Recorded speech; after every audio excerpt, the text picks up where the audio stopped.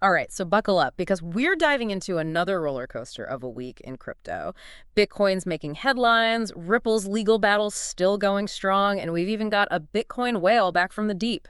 Yeah, it's crazy how all these different threads kind of come together to tell us where things might be heading. So Bitcoin, always the star of the show. Yeah. Big rally this week, huh? Shot past $62,000, even got close to that $64,000 mark for a minute. Right, and Ethereum decided to tag along, hanging around that $2,440 mark. But got to remember, this is all happening while things are kind of shaky globally. That whole Iran-Israel situation definitely isn't helping the market's already jumpy mood. Absolutely. And you know what I find interesting? With all the uncertainty, some altcoins decided to have a party. Shiba Inu, up 6.8%, and Pepe, don't even get me started, a cool 10.4% gain. It's like they missed the memo about the market jitters. I guess you could say that. Goes to show, even when things feel risky, opportunities pop up in the most unexpected corners of the market. Speaking of opportunities, have you seen what the analysts at Bidget are saying about Bitcoin? Fill me in.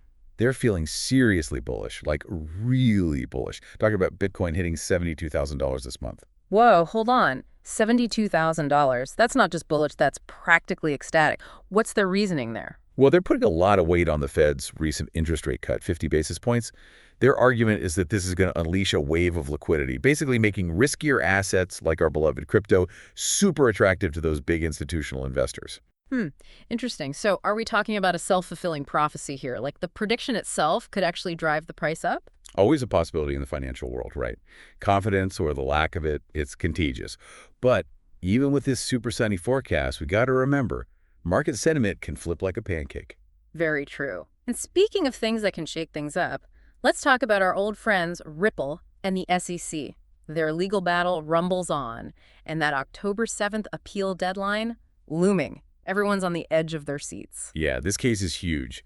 We're talking potential domino effects for the entire crypto world, how altcoins are regulated, especially the ones the SEC might label as securities. This case could set a major precedent. No small potatoes there. And while we're on the topic of legal dramas, FTX is still grappling with its own set of woes. Court hearing scheduled for October 7th, too. Seems like a date to mark on the calendar. What's the latest with them, and what's on the line with this hearing? Well, the whole FTX saga is a stark reminder, isn't it? Yeah. Transparency and accountability. Those aren't just buzzwords, especially in the crypto world. This upcoming hearing could have major consequences, might even shape how investors and regulators view those big centralized exchanges moving forward. It's crazy to think just a year ago FTX was the talk of the town. Now it's almost like background noise with everything else going on. But speaking of big players, did you hear about that Bitcoin whale? You know, the one who just woke up from a 15-year nap? Oh, you mean the one who mined Bitcoin back in '09? Yeah, exactly. Apparently they just moved like $3.6 million worth of Bitcoin to Kraken. Yeah, saw that. Could you imagine holding on to Bitcoin for 15 years, watching it go from practically worthless to, what is it now, over $60,000? It really does make you think, doesn't it, about those long-term holders. This whale's move kind of feels like a vote of confidence, a testament to Bitcoin's, enduring value, even after all these years. I guess when you've been through as many ups and downs as Bitcoin has, you learn to ride the waves. Right.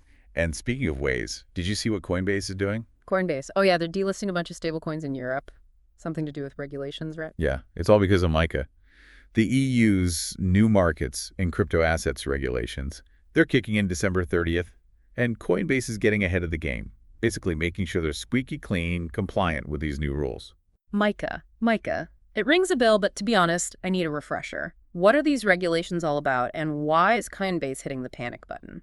Okay, so imagine this. MiCA is like the EU trying to wrangle the Wild West of crypto, Yeah. They want to rein it in, make it safer for everyone. So we're talking more consumer protection, less market manipulation, clearer guidelines for crypto businesses operating in the EU. It's a big deal. Makes sense. So how does delisting stablecoins play into all of this? Is it really that big of a deal? Oh, it could be huge, especially in Europe. See, stablecoins have become super popular.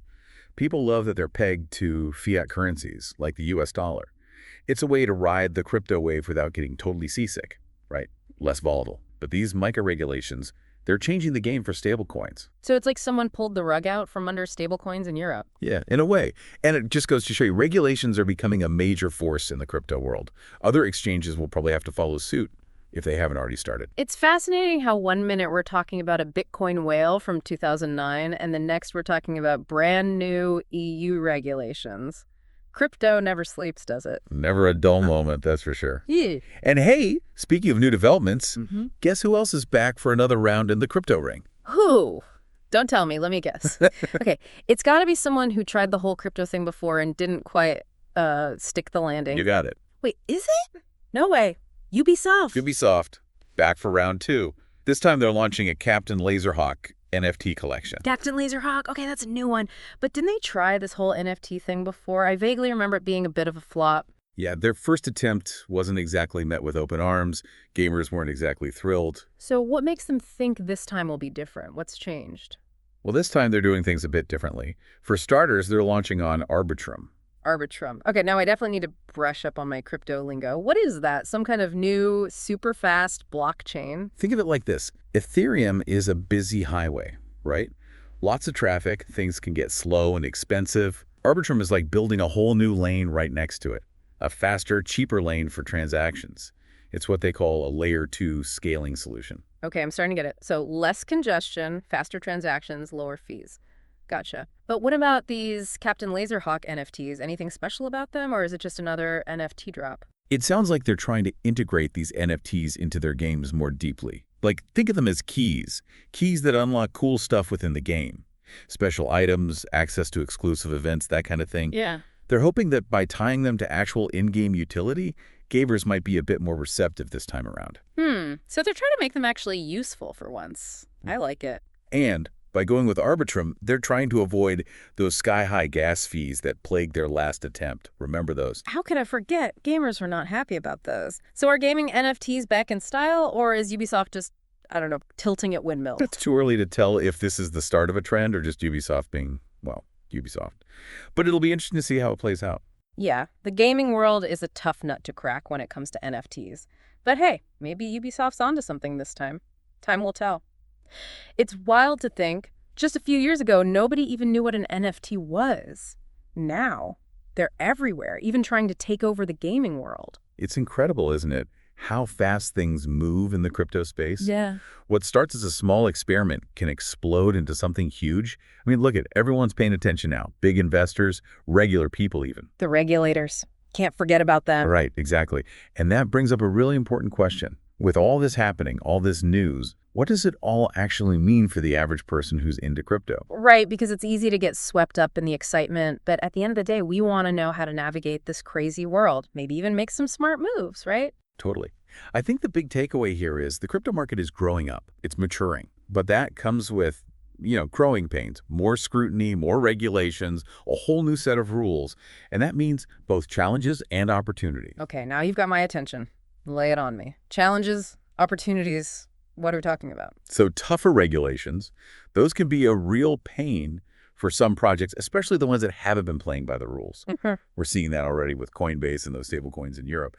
But on the flip side, clear regulations, they can actually build trust, bring stability to the market. And that could attract a lot of those more cautious investors who've been sitting on the sidelines, So it's like we're moving from this wild west of crypto to something a bit more, well, civilized. Rules, regulations, but maybe less risk too.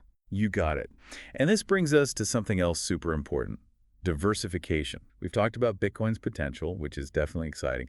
But remember, the crypto market is huge.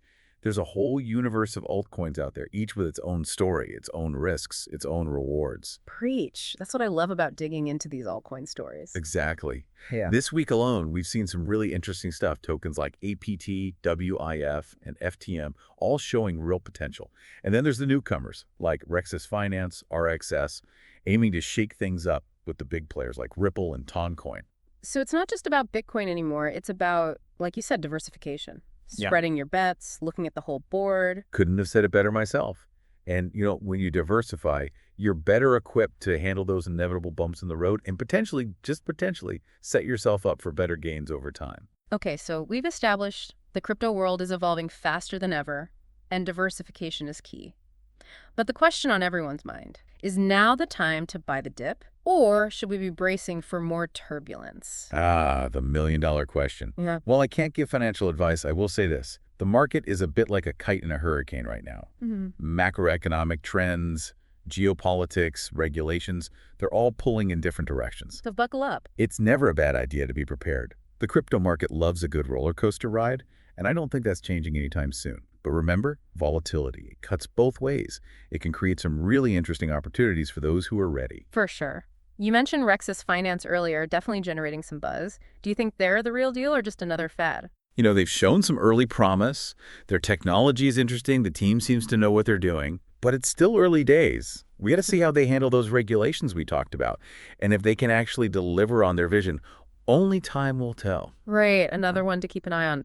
With so much going on in crypto, it's like every week there's a whole new set of headlines. It's exhausting. Exhausting, maybe. But also incredibly exciting. This is a space that never sits still. My advice, keep exploring, keep learning, and most importantly, stay curious. Couldn't agree more. And remember, everyone, this isn't financial advice. Do your own research and only invest what you can afford to lose. Until next week, happy hodling.